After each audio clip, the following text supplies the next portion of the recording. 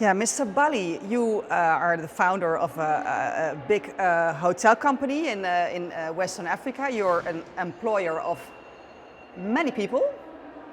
How can we create more jobs? What's the secret? Have confidence and be an entrepreneur, take risks. As I always tell my European friends, we can have failed states, we can have political instability, we can have coups d'etats, but the countries are still there. The population is still there and growing. For example, in Mali, we are today 22 million, and in 30 years we'll be 40 million. And these people need to live, to eat, to send their kids to school, to get health care.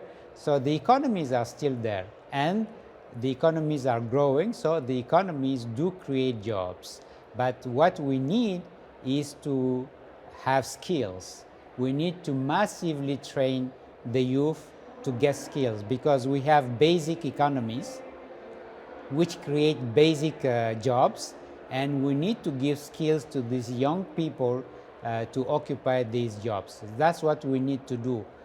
Hard skills, soft skills also, train the youth to be entrepreneurs, to become entrepreneurs, and also put in place financing schemes to finance their small projects. Sometimes they just need maybe 1,000 euros or 2,000 euros to start a small business which will create one job, 2 jobs, 3 jobs.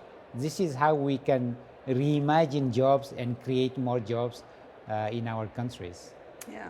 You are here, you come from the private sector, of course. You bring a completely different perspective than everybody here. Yeah. Almost everybody comes from NGOs. Yeah. What's the difference? What can you bring?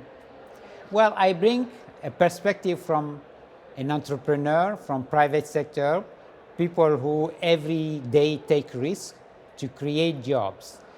What I always tell the governments, European NGOs, European DFIs, development financial agencies, is to focus more on private sector. For example, my country, Mali, we've been independent for 62 years. We have received tons of billions of dollars and euros from European countries, World Bank, IMF, and the result, you can see the result. There is no result, because these tons of money go into projects which are not efficient, which really do not create value, do not create jobs. So we need to redirect these tons of money towards private sector, entrepreneurs, train them hard skills, train them in soft skills, put financing schemes, because it's the entrepreneurs who create jobs. Here in Europe, on your continent, it's the private sector which create the job. It's not government which create the job. The role of the government is to have good governance, good laws, make sure that the laws are obeyed by. That's the role of government. Of course, security also, and healthcare. But the rest is private sector. So what really needs to be done is to change the mindset and to redirect all this money towards creating creating enterprises, help the youth take their own destiny. That's what I think should be done. You say there's a gap between these NGOs and the government and the private sector. Why is it so difficult to bridge the gap? Very good question. Maybe we need to have more dialogue between private sector and the public sector in our countries. Maybe the European Union, the European countries, the European NGOs, maybe they need to sit down and talk more with private sector, which in the past they haven't been doing. Fortunately now I see that they are doing more and more of that. I am an entrepreneur. We have entrepreneur organizations on which I sit, and we see more and more meetings, more and more dialogue between, for example, the ambassador of the European Union in Bamako with the private sector to see what can be done. So far, we have had, let's say, a dialogue between European public sector and African or developing countries' public sector, and much less of dialogue between European public sector and African private sector. This is what we need to do. Because again, and I will never stop repeating that, it's the entrepreneurs who create wealth. It's the entrepreneurs who create jobs. And we really need to empower the youth so that they can create more and more jobs, so that, as I said during the panel, Africa alone needs between 15 to 20 million jobs every year, because today Africa is 1.2 billion people. In 30 years, we will be 2 billion people. Where do we get the jobs to keep these young people on the continent? Because if they don't have perspective, if they don't have hope, because they don't have a job, what do? They go to terrorist groups because the terrorist groups pay them, or they try to come to Europe because they think they can have a better life in Europe because they can have a job in Europe. So if we have to keep these 800 million Africans who will come in 30 years on the continent, we need to create jobs. And to create these jobs, we really need to change the mindset. What did you dream of when you started? Now you're very successful, but of course it has been a long road. Good. What was your perspective? My perspective was exactly to create more jobs, because when I finished school, I went to business school in the United States. I came back to Mali. I worked 10 years in commodity trading. So I was buying and selling commodities, rice, sugar, tea, wheat flour. I was not satisfied because I had a team of 10 people and I was trading billions of CFA of commodities. So I didn't have a personal satisfaction. I felt that I could have more impact, social impact, economic impact. So that's when I started to look to diversify into industry. And since I was greeting many of my suppliers, they were complaining about the quality of the hotels in Bamako, capital city of Mali.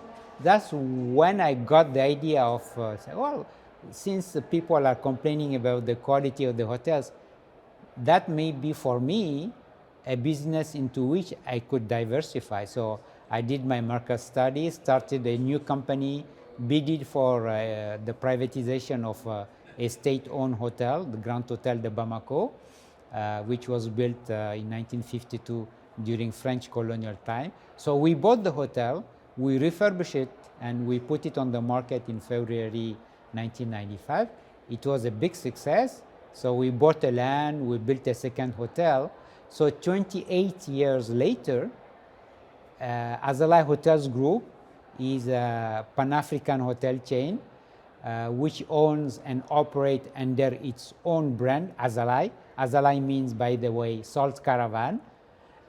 So we created directly or indirectly close to 4,000 jobs.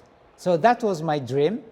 And I can say today that my dream was, I could realize my dream. Because today I have more impact.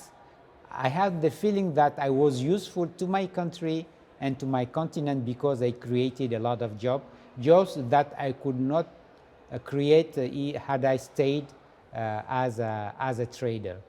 What would you tell youth? What would you tell young entrepreneurs? Go for it. Don't hesitate. Go for it. Have confidence in you. Believe in you.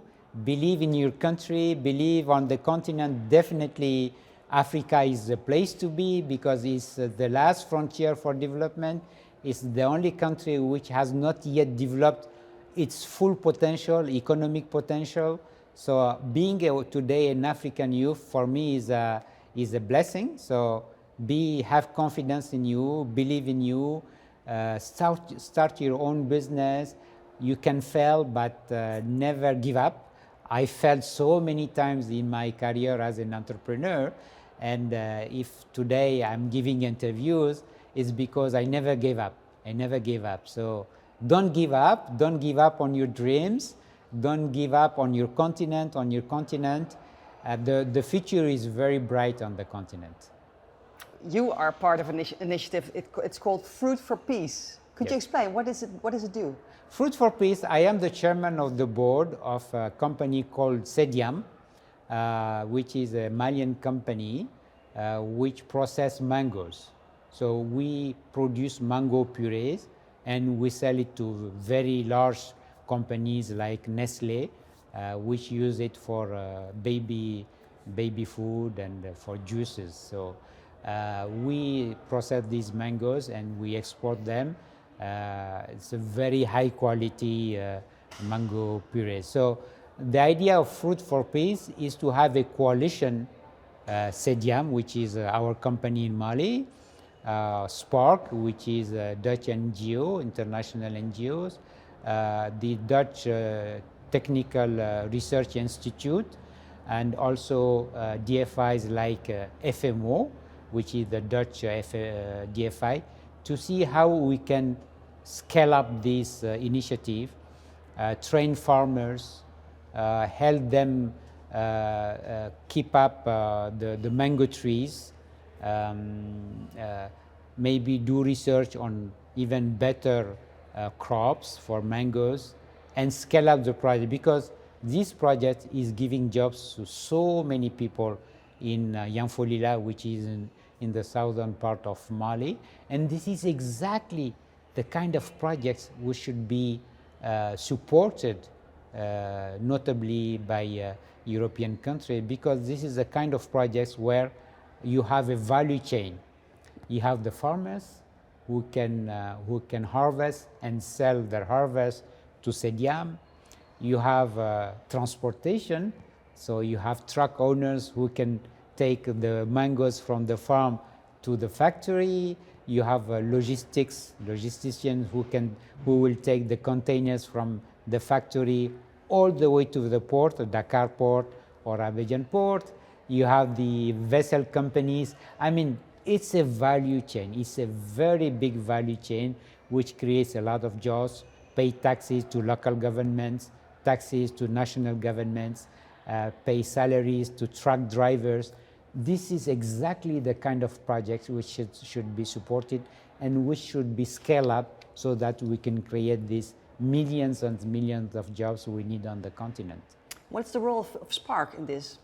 Well, Spark is what's their role in this project? They do play a very big role because they are the one who are trying to put in place this coalition. So they are, let's say, our sponsor, our intermediary towards the DFIs, toward the governments, toward the donors also, who we met last night with a